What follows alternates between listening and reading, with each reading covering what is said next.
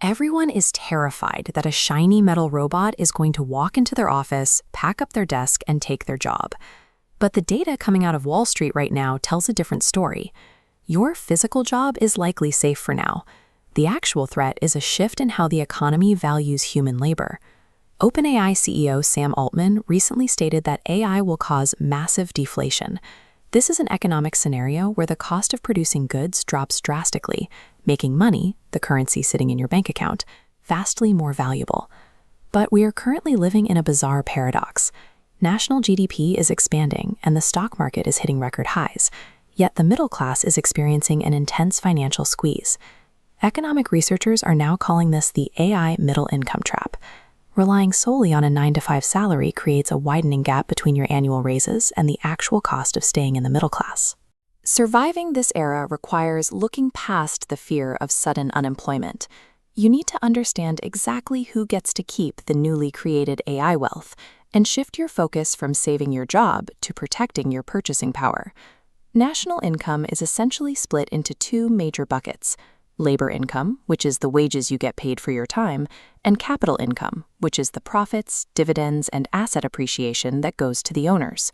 For the last 50 years, the labor share of income has been slowly trending downward.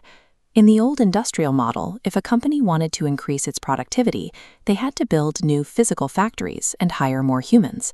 Because demand for labor increased, wages naturally went up. Digital automation changes that relationship.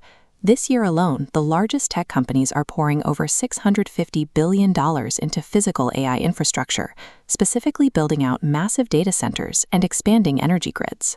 They are spending this money because a human employee represents a recurring salary, pension obligations, and liability risks. The cost of employing a person keeps rising, while the cost of automating their tasks is plummeting. The billions flowing into these servers are not designed to make your job easier. They are meant to reduce the economic value of human labor on the corporate balance sheet. This shift introduces a concept called near-zero marginal cost. This means that the expense of producing one additional unit of a good or service, like a line of code or a customer support response, is practically zero. Once a company spends the initial capital to train an AI agent, they can replicate that system globally. They do not have to add a single new salary to their payroll to scale their operations. This cyclical flowchart illustrates how the trap actually works. Step 1 begins with AI output expansion. Companies increase their global output while keeping their total human headcount flat. As the system scales, total output rises, but the labor input falls. This leads to step 2. Corporate profit margins reaching record highs. Because these companies no longer need to compete for new workers to maintain that growth, we hit step 3. Median wage growth across the wider economy flatlines. Finally, the top 1% of capital owners take those record profits and funnel them into hard assets, stocks, and real estate. This drives up the cost of living, completing the loop with asset inflation that dwarfs your wages. This leaves you in a vulnerable position.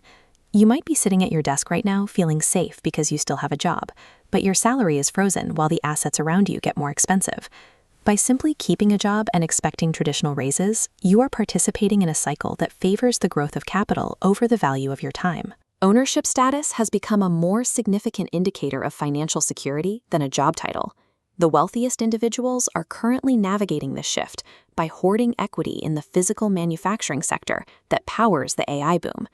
They are also acquiring critical infrastructure, specifically the energy grids required to meet the massive computational demands of this new automated loop. As a final measure, they are holding decentralized crypto assets like Bitcoin to hedge against the potential debasement of traditional currency. You must systematically restructure your finances to acquire capital assets. Whether you choose broad market equities, the energy sector, or self-custody crypto, you have to build a portfolio that captures this growth. This economic transition is brutal, but recognizing the structural shift early provides an advantage for those willing to adapt their strategy today. You can continue trading your time for a wage that buys less every year, or you can step out of the labor trap and become an owner. Let me know in the comments how you are approaching this shift, or how you see the role of ownership changing in the next few years. I always read them.